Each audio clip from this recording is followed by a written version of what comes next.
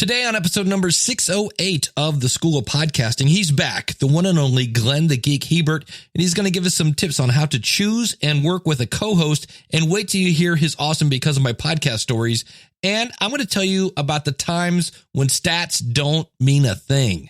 Hit it, ladies. The School of Podcasting with Dave Jackson. Podcasting since 2005. I am your award-winning personal podcast coach, Dave Jackson. Thanking you so much for tuning in. If you're new to the show, welcome aboard. I am so glad you're here. If you're one of my new friends from social media marketing world, thanks for following me over here. Here's what I do. I take my 20 plus years of helping people understand technology, and I help you massage your message. I help you tackle that technology. I help you face your fears, flatten a learning curve, and get you podcasting, but not just podcasting, because look, you can go watch a bunch of old outdated YouTube videos and do that. I get you going in the right direction, in a headache-free zone. My website is schoolofpodcasting.com. If you go over to schoolofpodcasting.com/start, you can use the coupon code LISTENER and sign up right now for either a monthly or yearly package. I look forward to working with you, and I am back from social media marketing world, and it was a blast. I'm going to talk a whole lot more about this next week, but it was like no event I've ever been to ever. It just, every time you turn around, you're like, what? And the details, it was just crazy, where you just kept walking in. It was like almost like the Wizard of Oz. You would open up a door and go, wait, what? We're doing what? Where? What? Huh? It's crazy. I have some future guests coming on this show with phenomenal, like, wow kind of stories. That's really, really cool. And I also will be speaking at an event in Australia in the future. So Dave's got to update his portfolio. That wouldn't have happened had I not gone to this event. And are you ready for this? First of all, the opening night is on an aircraft carrier that is like, I know it's a big boat, but it's like a really big boat. Tons of fun. And I'm hanging out with Harry Duran. I'm hanging out with Ray Ortega. I'm hanging out with all these great people. And John Lee Dumas comes over and says, hey, we're going to this kind of after party at this place called Prohibition. It's like a speakeasy. So it's me, Michael O'Neill from the Solopreneur Hour. He's been on this show. John Lee Dumas, Kate Erickson. By the way, Kate Erickson, one of the coolest, nicest people you will ever meet. And actually, all these people I just mentioned, what you hear on their podcast is what you get.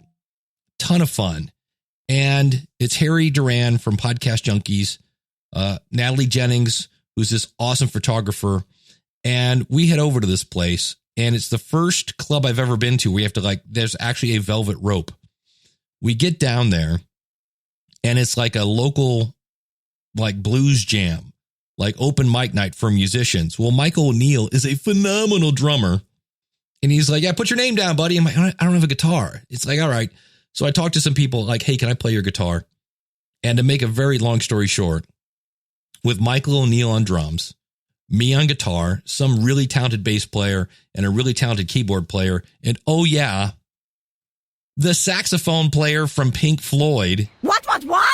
Do just like this impromptu blues jam. Now, I'm not much of a singer, but they didn't have one, so I took over. Well, I was born under a bad sign. I've been down since I began to crawl.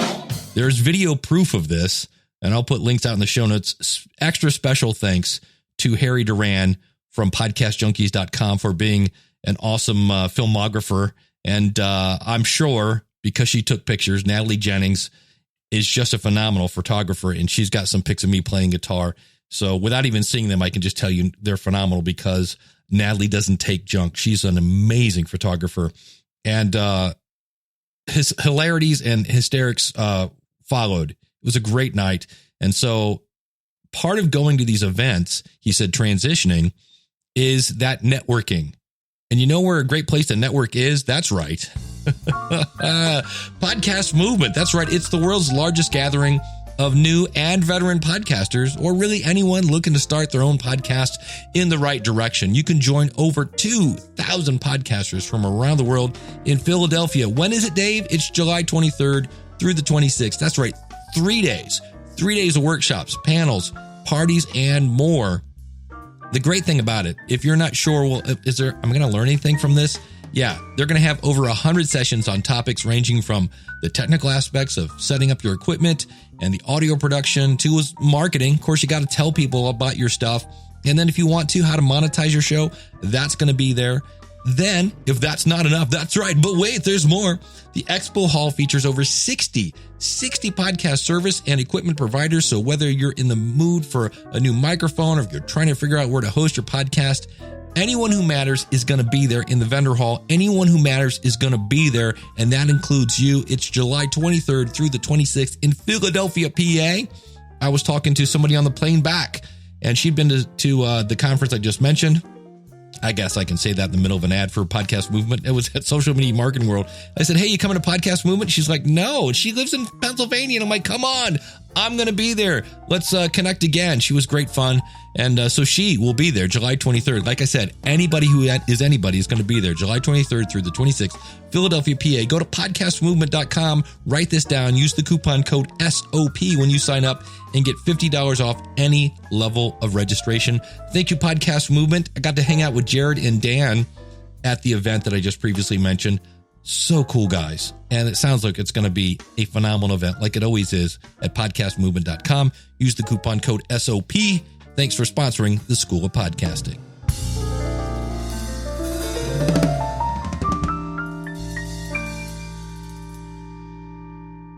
All right. Well, joining me, he's been on the show. I think this is appearance number 5 at this point.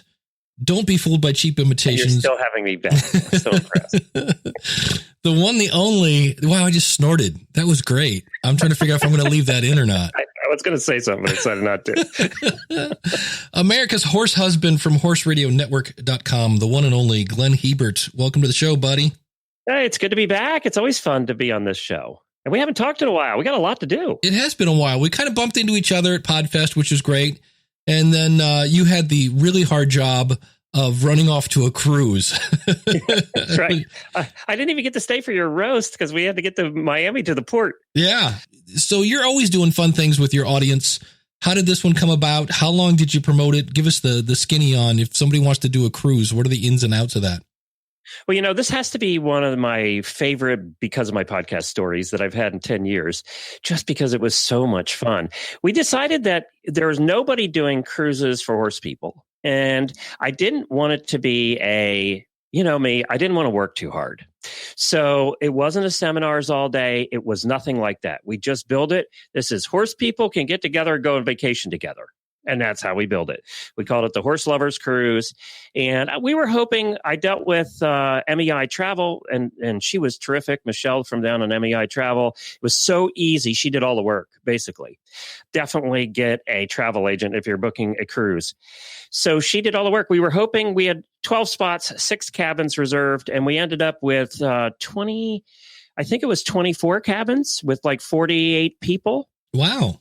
When we were done, and we were up to almost 80 at one point, and then people drop off because they can't afford it or whatever, and they drop off along the way. I was really happy with 40. 40, it turned out to be the perfect number for our first time at this, and it was great because these are your super fans. People that are booking here are your super fans. So they know all your stories. They know everything about you. A scarily amount, by the way. I don't know if that's a word, but we discovered they knew a lot about us. And it was just so much fun. It was like going on a cruise with 40 of your friends. And we all sat together at dinner every night. We had like 4 tables of 8, and we made everybody rotate every night. So nobody sat with the same people every night. So they all got to know each other. They were hanging out together on the ship and ports. They were together.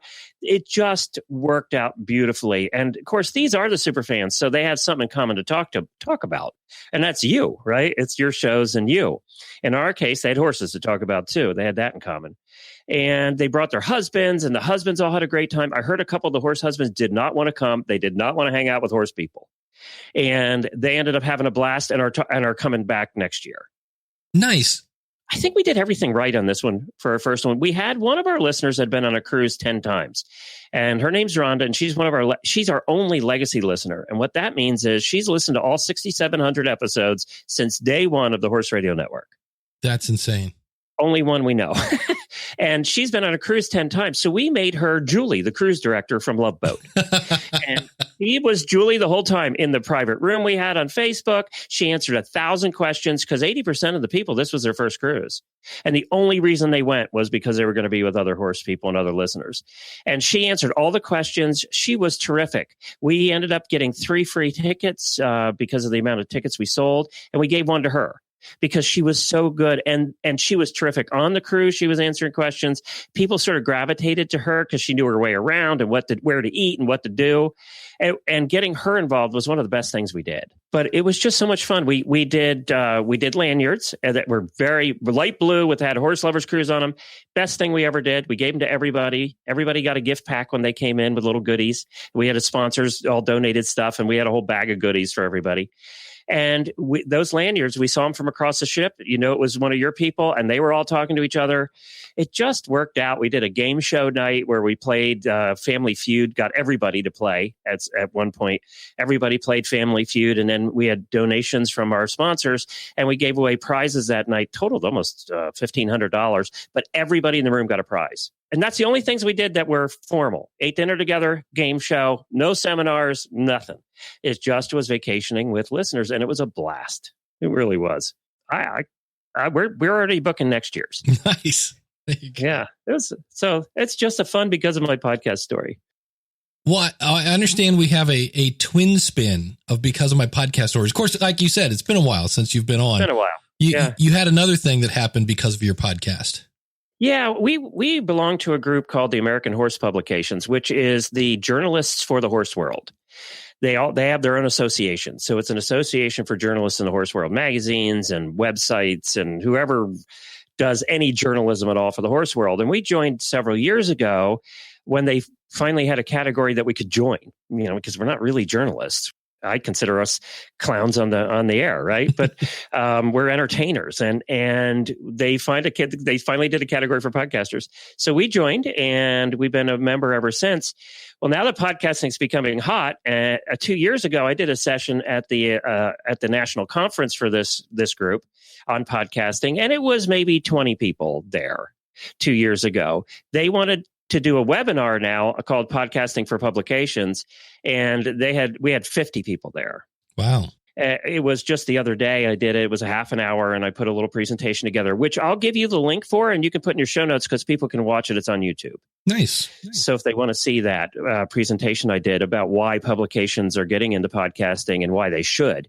All of our new shows right now that have come on in the last year, maybe 5 of them, are all publications. They're all magazines that want to do podcasting, but they don't have the time. They don't have the manpower. So they're coming to us to do the production and for the expertise. And they do it through the Horse Radio Network, and we do all the production for them.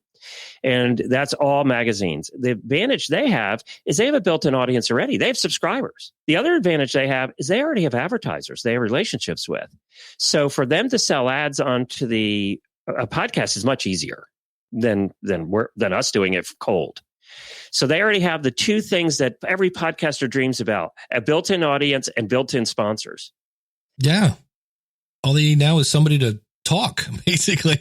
Well, that's what my whole thing was about. It comes back, and it's something we're going to talk about today. And our main topic is hosts. That's something I emphasized 100 times with them is you've got to have the right host, because these become the voice of your brand. So it's got to be somebody that represents your brand, yet is still entertaining and fun. Because I don't know if you guys noticed, but a lot of writers and authors are not real good guests. No.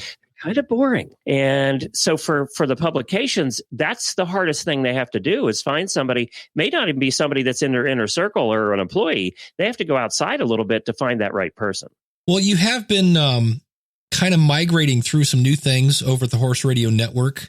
But tell us about your new show. And here's the fun thing about this is it's brand new, and you are having manna from heaven fall from the sky. This is something that I thought was interesting. I wanted to do a show that was not horses. It's been 10 years and 6,700 episodes. I needed to talk about something other than a horse for a while. Not that I don't enjoy what I do over there. I also wanted to get out of the office. Right. I just needed to get out of this place. 100 hours a week here just was getting to be too much in the house. So Jemmy, I met at PodFest last year. And she was a podcaster, and she's just bright and articulate and really sharp. And so we actually brought her on as the production manager for the Horse Radio Network. Well, she has her own network called the Florida Podcast Network. And I told her, I said, look, I want to do that. I want to do a travel show. And she said, I've been wanting to do a travel show forever. So she actually owns that show. She owns the show that we started called Finding Florida. And it's the flagship show for the Florida Podcast Network. Nice.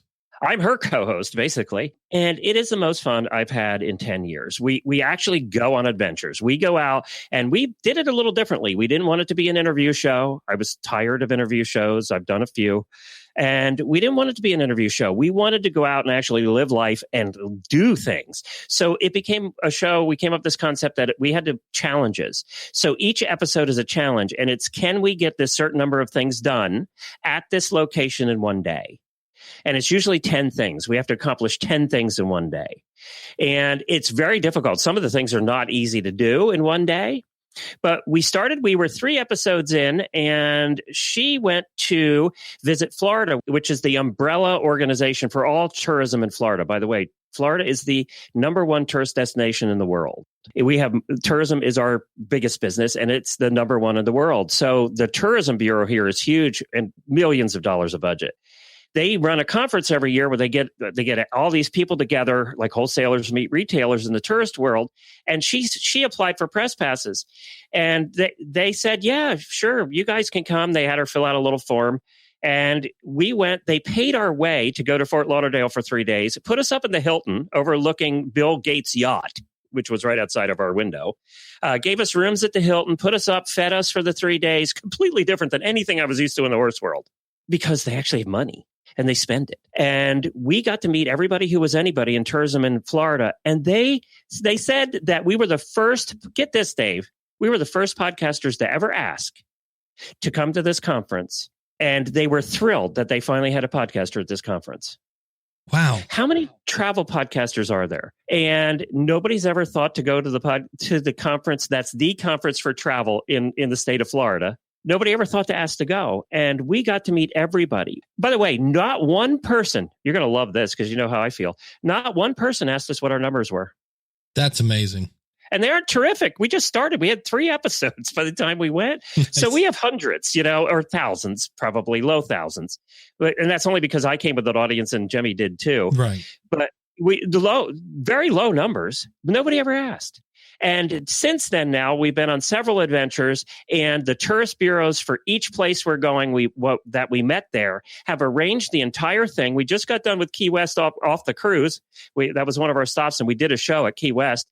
The tourist people at Key West hooked us up with VIP passes that were worth $800 each. That basically got us into anything we wanted to in Key West, including helicopter rides and boat rides and fishing excursions if you wanted, everything we wanted to do. She arranged all the interviews for the day, gave us an itinerary, 5-page itinerary before we got off the ship and did that day. She had it all planned out for us. The tourist people did. The next one we're going on next weekend, same thing again. She's getting us into everything, putting us up at the hotel, and they're booking all the guests and basically arranging our day for us. So this adventure that went from costing us a little bit of money because it's travel is now not costing us anything. And I think eventually that this show and this network, the travel network we're building out of it, will be more profitable than Horse Radio Network ever was. Wow. I'm so excited about it. And I get to get out of the house and do stuff. Well, I was going to say, all you have to do is have some fun journeys and talk about them. Yep. And we record it. We get this all the time because we're recording all day on these adventures. Right. And then we piece it together. A lot of editing, more editing than I've ever done on any show because we try and make it really tight. Mm-hmm. But she records with a Tascam, what is it, the 40 that has the 2 mic inputs? Yeah.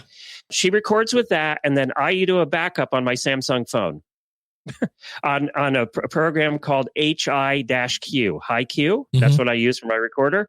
We most of the time end up using my phone Even though the Tascam recording sounds so good because it's 2 microphones, and when you're doing interviews, you're right there. But the phone gives us more background noise. And for this type of show, you want to hear the boat. You want to hear the bus. You want to hear the people. You want to hear the people in the background of the bar. You want the noise. So we end up in a lot of the times using the phone recording because it's more background noise. Right. More ambiance. Yeah. The ambiance is what you want for a show like this. We found that it was almost too dead with the microphones. That's been an interesting experience too. Here we go. We have this, $400 worth of equipment over there, and I'm using my phone for most of it. And this sounds really good. It does. I've done a couple interviews on the floor where I'll be in a noisy, at PodFest, and I just grab my phone, hit voice memo, and held the phone up in front of people, and I'm amazed at how well that sounds. It's like it's definitely, it's better than the recorders we used to pay years ago $400 for. Yeah, it's crazy. The moral of that story is don't be afraid to ask. Yeah. Don't be afraid to ask. We just asked. We asked the tourist people, and they responded, and now they all want to help us. We basically, every adventure we go on, we do one a month. We do 2 episodes a month about one adventure. And every adventure now is booked out to the rest of the year, and they're all dying to get us to come because they have no other podcasters asking. That's amazing. Especially in Florida. I mean, I know. I think there'd be a million of them. I know. But I think another lesson too is we didn't make our show like everybody else's. As far as I know, we're the only ones that are truly doing the thing we're doing with the challenges, where we made it a game basically, and then the listener follows along throughout the day to see if we can accomplish the goal. So they're going on the adventure with us, and I think that's what. Like the first one we did was we had to do 10 free things at Disney World using only Disney transportation and get it done in one day. So we were on boats and monorails and buses and just everything. We had it planned out. It took us from 7:30 in the morning to 11 at night. But we accomplished those 10 free things. We were doing interviews with, and that's the fun part about our show, is we're just interviewing strangers. We walk up and we say, how'd you like to be on the show? If they look like they're fun. And we interview them. We've interviewed people on the monorail with a monorail car full of people. We're interviewing this guy who's going to get drunk at Epcot. I mean, that was his goal. And we just met the coolest people doing the show. As you can tell, I've been having more fun with this than I have in a long time. It sounds like it. Wow. If somebody wants to go listen to that show. Finding Florida Podcast. That's what it's called. The FindingFloridaPodcast.com. There you go. But yes, speaking of co-hosts and having fun, you had a co-host leave who, I can't believe this is even possible, got a better gig. Yes. Recently I had my first co-host, Helena, who I probably mentioned on this show before. She was my first co-host 10 years ago. She actually got a real job and was making lots of money and working lots of hours. So she had to bail out of podcasting at this point. And you know what? She's doing great. I just talked to her the other day. We're still best friends and she's having a blast. We had done shows together, Stable Scoop Show, for 10 years, every week. For 10 years. But she's having fun now. She's in a different industry, actually, out of horses, and making a lot more money than she ever did in the horse world. Did you replace her then, or? On that show, no. We changed the show totally. It's still going, but we've kind of mixed it up, and we just went a different direction with it. So I don't have a co-host, and we're just doing shorter segments on that show. And it's gone up in numbers since we did that. That's been interesting. I was waiting for a drop-off. But it's actually increased in numbers since we did that. But our numbers have increased overall, so I can't really tell if it's because we changed direction or our numbers are just going up. Is that a case that maybe in the future, I guess, depending on how things go, you might bring back a co-host and you thought maybe if I change the format and then go back to a co-host, it wouldn't be, you don't run into, I don't think, as much as like, comparing this co-host to the previous co-host because you had this time in the middle. That's what I was worried about. Yeah. Because she was so popular. And to be honest, I had worked with her for 10 years. We did this. The show has been pretty much the same for 10 years. And I wanted something different. I wanted some new challenges. So one of the things we do in that show is a story in Mike Rowe fashion. We do kind of a Mike Rowe story about horses and history. And now I get to record that. And we have them written by professionals, but I get to record them. And it's just, we got to do different things that I've been wanting to do, but didn't have a vehicle to do it with. So for me, it's re-energized me too, rather than just finding a replacement co-host and starting over. Right. I didn't want to do that on that show. If you're looking for a co-host, like how do you know it's a good co-host? I wrote down 7 things here. Okay. And We have 34 hosts on the network now, some of which are my co-hosts, but all of which we work with because we do the recordings on all of them. We do producing on all of them. We edit all the shows. So, there are people that we're intimate with, we have to work with. And I came up with 7 things, and the first one is the most important. You have to like each other. And I want to hear your feelings on this because you had many co-hosts on many shows through the years. You have to like each other a lot. The listener knows if you don't like each other. If you guys, men, women, whatever, if you're not getting along, or if there's just a little bit of you don't like each other a lot, if there's not the chemistry there. By the way, that's the comment we get the most on the Finding Florida show, is everybody says, you and Jemmy have unbelievable chemistry. It's like you've been working together for 30 years. And we hadn't. This was our first show together, but yet the chemistry was there from day one. We just knew that we liked each other. In this case, we have to really like each other because we're traveling together. Yeah. We liked each other from the beginning. We knew we got along, but chemistry, I think, is the most important thing with your co-host. If you don't have chemistry, if you don't feel like I like this person and I want to work with them, if you don't feel like I would love to go to dinner with this person, or I could go on a cruise with this person and their wife or whatever, the 4 of you go on a cruise together and really enjoy it. If you don't have that kind of passion, then I say that's not your co-host. I don't know. What do you think? Well, absolutely. The thing that makes the chemistry in some cases is the fact that you do like each other, but you're not identical. Like it's not a clone. I know for me, one of my co-hosts is Jim Cullison for Ask the Podcast Coach. And he's got, years in coaching from working at Gallup, and he's got a whole different nerdy side to him that we both like podcasting, but he's way into the weeds with Windows stuff. My other co-host, Eric K. Johnson for the podcast review show.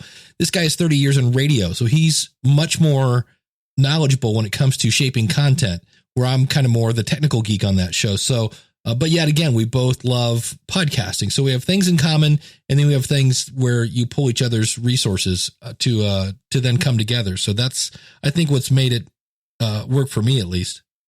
Jemmy is the same way on the Finding Florida show. Here we have a young African-American girl who grew up in the city. We got this old white guy who grew up in the country. We have like nothing in common music-wise or anything else-wise, but the chemistry is there, and those differences is what really makes the show fun. Second thing is, and I think I've done this in every case, is you hire somebody that's better than you. Always hire somebody that's smarter, funnier, wittier, better. They have more life experience. They're just, you consider them better than you. And in almost every case of my co-hosts, I think they're better than me. And I don't mind it when I get emails that say, I really love Jamie. She is so good on the morning show. And then they kind of mention me. That's perfect, because that means that I've done my job. My job is to make a good show. My job is not to be the one that always shines. But you always need that person. You need that co-host that can support the one that's better. And, I don't give myself a lot of credit there, but I'm a better interviewer than she is. So when it comes to doing tough interviews, I take over. She's not a good interviewer, but yet she's just funny and smart and could tell a story better than anyone.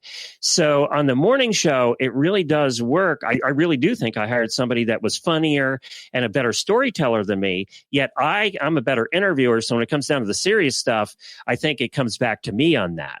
But I truly believe in hire somebody that's smarter and funnier. Do not be afraid to get somebody that's better than you. Oh, absolutely. I've been in some musical groups that I remember the keyboard player was just fabulous. And it was awesome that every solo wasn't a Dave solo. I could throw something to the keyboard player and it gave me a break. And I think that's really one of the things that's kind of the side effect when you have somebody that you can just kind of throw it to and just let them run and do their thing. It's not all on you. And that's kind of a nice way to take the pressure off. And I think it keeps the fun in the podcast, because there are times when with Jim, somebody will bring up a Windows question and I'll just throw it at Jim and let him go. And I just sit back and listen and go, wow, that guy knows a lot about Windows. And as long as it's not boring, which it's not, it's just more great content. That's right. And boy, what you said about the pressure is so true. If there's shows that we get a substitute co-host, somebody's out, and they're not going to be to that level of your regular co-host you've done 1,800 episodes with, you have to do more of the work. You know it by the end of that episode that you've done more of the work. And then I realized I don't want to do that every day. That's hard. I've had a situation once where the more you work with each other, the more you can kind of read each other. And there'll be times when I'm trying to find a name or something has come up on a live show that the chat room has thrown me into something that I'm not quite prepared for. And I'll be like, I think it's this or that. And Jim can see that I'm Googling it, and he will just jump in and kind of do some color commentary to give me like 30 seconds. That's all I need to look something up. And that's the part I love, is the fact that I don't have to look at him or give him a signal or something. He can just tell, because we've worked, we're now 200 episodes into this. He knows when it's like, okay, Dave needs a little help here, because he can see what I'm doing. And that's another advantage. And that's partly chemistry too. It's him he's intuitive enough to know to do that. Right. So, but it's part of the chemistry. It still comes back to that. But speaking of Googling things. Yes. Prepare. I don't care how good you and your co-host are. And I know you've said this 1,000 times, and I just wanted to reiterate it. You've got to be prepared. You've got to have some material. You can tell when people are winging it, and you have to have the spontaneity, and you have to be able to be yourselves. So depending on what your show is, when you're working with a co-host, you need to prepare what you always say, get to the material quicker. Make sure you get to your content. But throughout that time, too, you don't want to be too scripted, or the spontaneous stuff that ends up being gold, which is where the gold comes from, is the spontaneous stuff. It ends up being gold. You never have the opportunity to get that. If you truly have chemistry with each other, then you're prepared. Like, you sat in on our morning show, which is an hour and a half, 5 days a week. And you were here. You sat in on one of those. You saw that we have, yes, it's mostly ad-libbed for an hour and a half, but we have a strict schedule. We know what we're going to talk about at 9:15. We don't write out what we're going to talk about for the next 10 minutes, but we have every 5-10 minute block for the whole hour and a half scripted out. Not scripted out, but outlined of what we're going to do next. We're very well prepared. We're going to talk about this story, this story, this story, same as they would in radio, actually. So we have that all outlined. So we're prepared. We probably spend 4 hours getting ready for each show that we do every morning, just with the preparation about guests and what we're going to talk about and the stories we're going to cover. But that's all prepared. Yet when you listen to the show, you would think that we're doing a lot of it off the cuff. It's just what we're going to next. And you don't know that we have it that well scripted. Yeah, I was amazed when I was there. You really have it.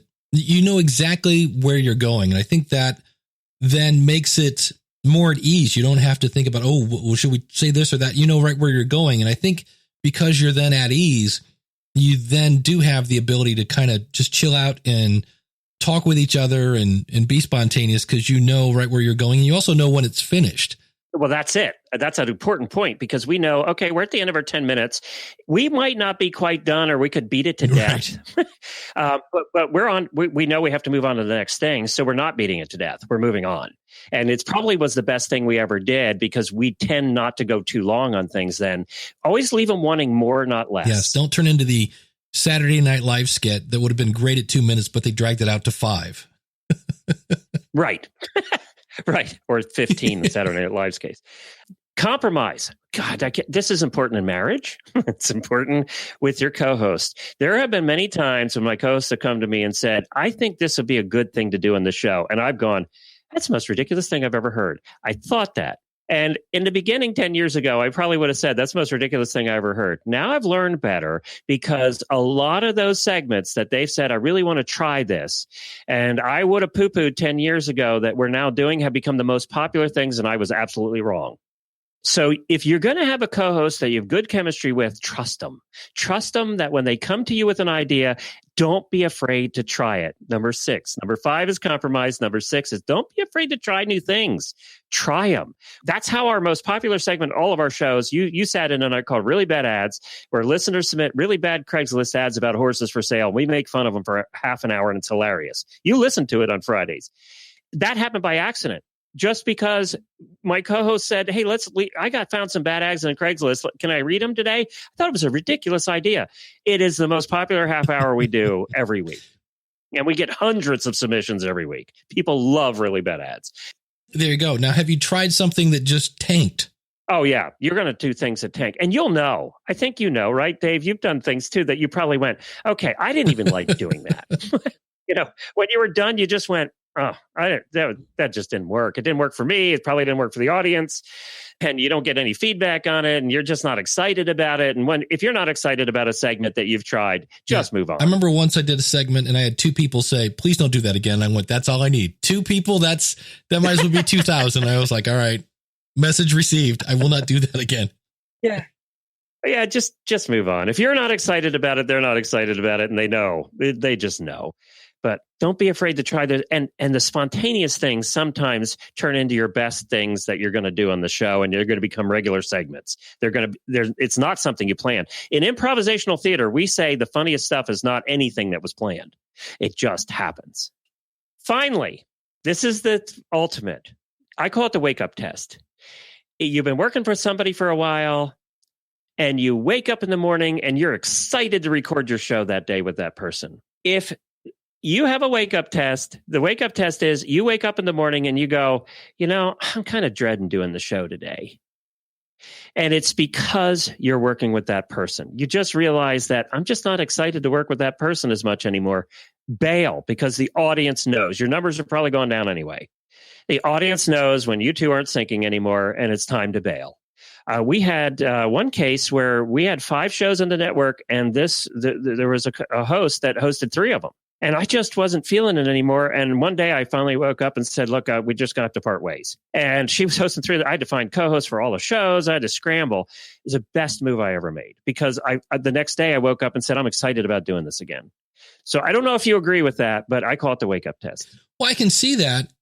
Was there ever a thought of, shouldn't you give them a chance to, let me tell you what's annoying about you? But on the other hand, if they're just being themselves, you're asking them to not be themselves. Your own question. Yeah. You just answered your own question. The chemistry is not going to change, right? Yeah. It's either there or not. And chemistry can change, as anybody that's been divorced knows. Chemistry can change over time, right? I'm not picking on you, Dave. Yeah. Chemistry can change over time with anybody. And so don't be afraid to recognize that either. Yeah. Your audience probably has recognized it long before you did. That's true. So there's my 7 things about co-hosts, and coming back to the most important. If you can't go to dinner with them, if you can't go on a cruise with them, if you can't go on vacation with them, if you don't see yourself doing that, then they're not the right person. And I mentioned that at PodFest last year in my keynote, and that's the thing I got the most comments on from people throughout the year was they remembered that, and that's what they used as their criteria for picking their co-host. It'll save you a lot of time and effort in the future, and probably a lot of money. And headaches. Yeah. Excellent. Well, if you want to go listen to Glenn, he's got, how many shows do you have over there now? We have 17 on the network now. If you want to try it and you're not really into horses a whole lot, probably the best one is Horses in the Morning. It's fun. It's entertaining. You don't have to be totally into horses. It's just, we talk about life and life with horses, but Horses in the Morning. And if you totally just want to have a blast, go to Finding Florida Podcast. I don't care if you live in Florida or not. You're just going to have a blast. You'll hear me breaking ribs in the one episode that we caught that on audio when I broke my ribs. That's on audio. And the phone picked that up great. Yeah, exactly. Well, exactly. You hear the cracking and everything. I do want to ask you one question before I let you get out the door. Yeah. Because I've heard you say this, and I don't think I have you recorded saying this. One of your most profitable shows is also one of the smallest audiences. Is that correct?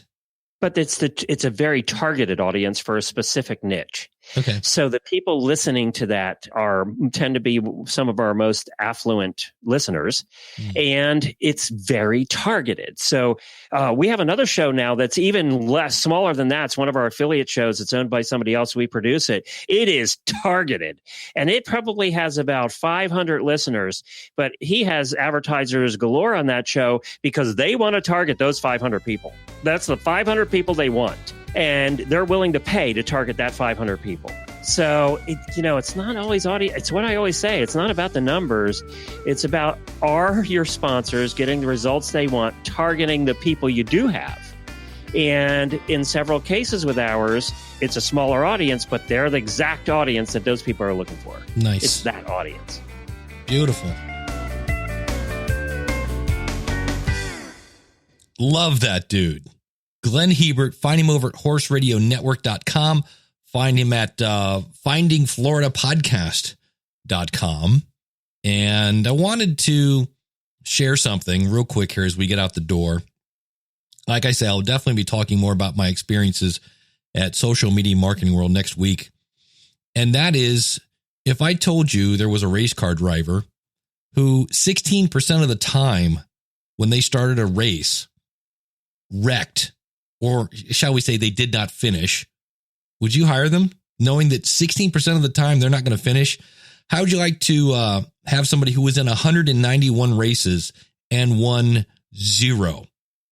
Would you think they're a very good racer? How about if they only led 0.12% of the laps that they were in, and they were in thousands of laps? They only led not 12%, 0.12%. However, here's another one. Their best finish out of all the people that raced was 24th. That is a long way from first. That's interesting, right? Now, you might have heard me say, did I say a her in there? Yeah, we're talking about a her. Danica Patrick is not the very first woman to ever race in NASCAR. There was actually somebody before her, but she's kind of known. She broke down a lot of doors for women in racing. And those are her stats. And you might go, wow, she was awful. In fact, there's even a Facebook group dedicated. It's like Danica Patrick Stinks. It's like a Facebook group of just haters.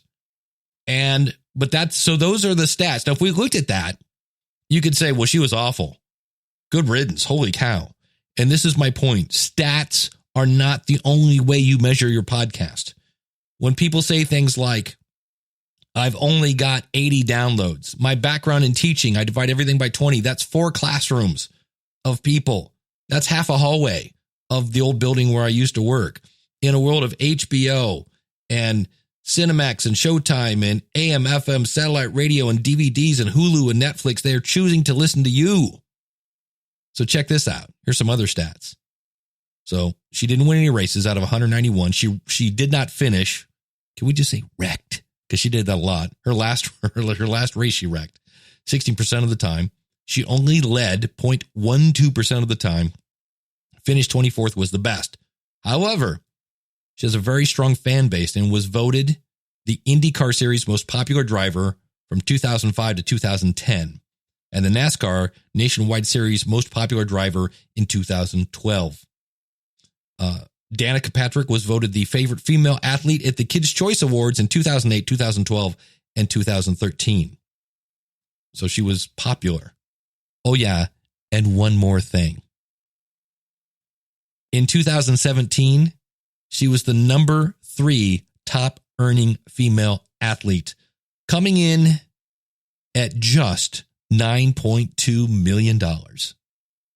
So she didn't win any races, didn't lead many laps, wrecked 16% of the time, and she was laughing all the way to the bank. So my point here is, I was at, as I said, Social Media Marketing World, and somebody had mentioned how that their stats, sometimes they get obsessed over that. And in the end, their stats didn't really go up a whole lot, but their engagement with their audience did. So there's more than one way to measure the popularity, the resonating, is that even the resonance of your podcast, than just stats. Now, if you would like to start a podcast that engages your audience, come join me at schoolofpodcasting.com/start. Use the coupon code LISTENER. That's LISTENER, listener. And the only way you can get that coupon code is by listening. And I thank you for listening to 48 minutes and 20 seconds of me. It's my way of saying thank you. I do look forward to working with you. There are so many ways we can work together. You can join the School of Podcasting. You can work with me one-on-one. I have a new mentorship program that I'll be talking about in the future. Check it out. Go out to schoolofpodcasting.com/start. or schoolofpodcasting.com/work with me. And I look forward to working with you. In the future, we've got some insights again from social media marketing world. I took lots of notes and I want to process those before I share them with you. And that's what will be coming up in the future, as well as wait till you hear about some of the people that are going to be coming on the show. That's going to be very, very cool. And of course, whatever you want to talk about. So thank you so much for tuning in. Until then, I hope to see you on this inside. Class is dismissed. Take care and God bless.